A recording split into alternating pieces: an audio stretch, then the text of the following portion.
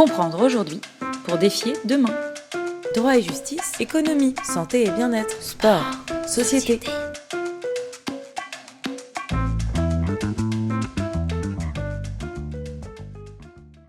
Il y a une période extrêmement importante qui se situe à la fin des années 80.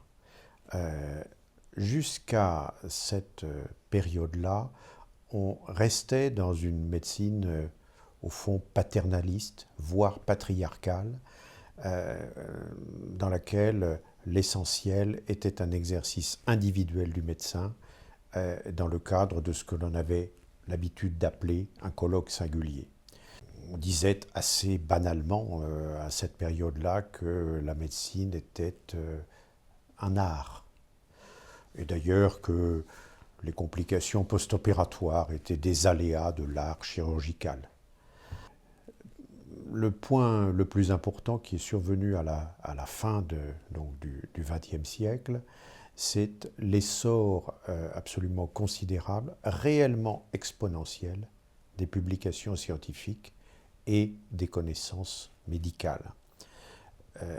Au point que il est devenu impossible pour un médecin, et même un médecin spécialiste, de maîtriser l'ensemble des publications dans son domaine d'exercice. Parallèlement, la qualité de ces publications est devenue tout à fait discutable. C'est le fameux sujet des liens ou des conflits d'intérêts entre la médecine et l'industrie biomédicale ou l'industrie pharmaceutique.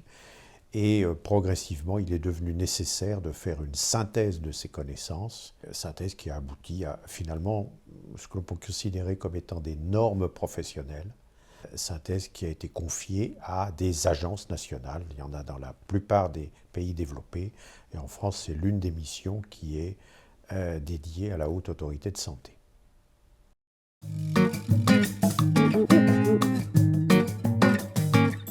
Donc cette obsolescence, elle est un problème, mais c'est aussi un bien. Nous avons fait des progrès absolument considérables, notamment dans les champs de la cardiologie, de la cancérologie.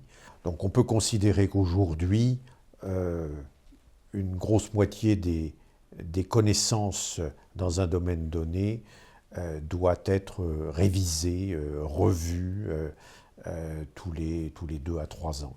Donc c'est quelque chose de tout à fait important et ça nécessite une évolution des dispositifs de formation des médecins et des paramédicaux, des infirmiers, des kinésithérapeutes, des ergonomes, des diététiciens.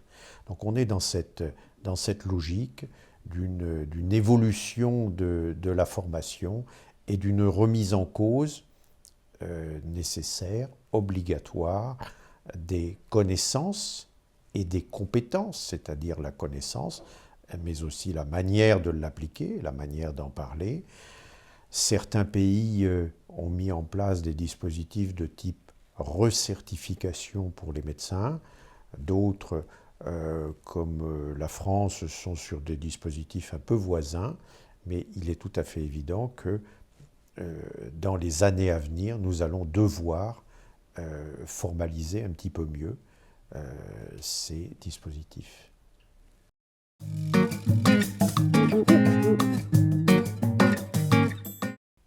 Il faut partir du principe que le coût des dépenses médicales et des dépenses médico-sociales ne cesse d'augmenter. Donc on n'est pas du tout aujourd'hui dans une logique de stabilisation, on est dans une logique de stabilisation de l'augmentation. C'est un point relativement important. Alors, pourquoi cette augmentation ? D'une part, parce que la population vieillit, enfin, 1 an tous les 4 ans, un trimestre par an, et ceci depuis de très nombreuses années.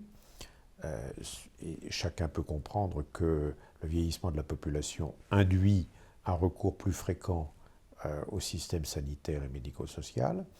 Et la deuxième chose, c'est un point que nous avons déjà évoqué, c'est le sujet du progrès technique, du progrès médical, avec des dispositifs médicaux de plus en plus coûteux, des dispositifs d'exploration, d'imagerie par exemple, ou de biologie de plus en plus coûteux, et avec des médicaments de plus en plus coûteux, en particulier dans le domaine de la cancérologie, des médicaments très coûteux à développer, très coûteux à fabriquer, et qui sont vendus. Il y a des débats autour du prix de vente de ces molécules dans le monde anglo-saxon et chez nous, avec une opposition quelquefois très marquée entre le payeur et les pouvoirs, entre les pouvoirs publics et l'industrie faisant payer le coût de la recherche et de toutes les molécules qu'elle a essayé de développer, mais sans succès.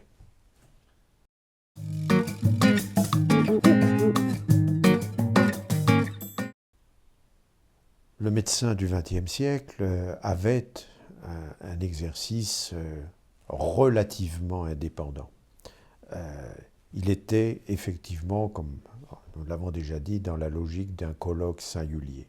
Le médecin du XXIe siècle, il travaille maintenant en équipe pluridisciplinaire médicale. On ne peut pas aller dans un hôpital pour se faire opérer sans rencontrer un chirurgien et mobiliser un chirurgien, un anesthésiste, un radiologue, des biologistes, peut-être des spécialistes de la rééducation et peut-être, si on est une personne âgée avec des facteurs de risque, un cardiologue, un pneumologue, etc. Donc aujourd'hui, un exercice pluridisciplinaire et un exercice pluriprofessionnel avec une part croissante des infirmières, des kinésithérapeutes, de toutes les professions paramédicales. Ça, c'est pour l'établissement de santé, l'hôpital et la clinique. Mais aujourd'hui, l'hôpital et la clinique communiquent avec les professionnels de santé de la ville, les médecins généralistes, les spécialistes de ville et les paramédicaux de ville. Ce sont des filières, ce sont des parcours de patients. Et donc, là-dedans, le médecin, à un temps T donné, est une pièce d'un dispositif qui est en réalité beaucoup plus complexe. Ce fonctionnement en équipe implique que les décisions ne se reposent plus sur une seule personne. Ce sont des décisions, en particulier c'est quelque chose que qu'on est même obligé de faire dans le domaine de la cancérologie. Ce sont des réunions de concertation pluridisciplinaire. Donc la décision, elle n'est plus individuelle, elle est prise en équipe sur la base de recommandations de bonnes pratiques. Cela peut paraître frustrant pour les plus anciens des médecins. C'est aujourd'hui, compte tenu de l'évolution de leur formation, quelque chose d'extrêmement banal pour les plus jeunes.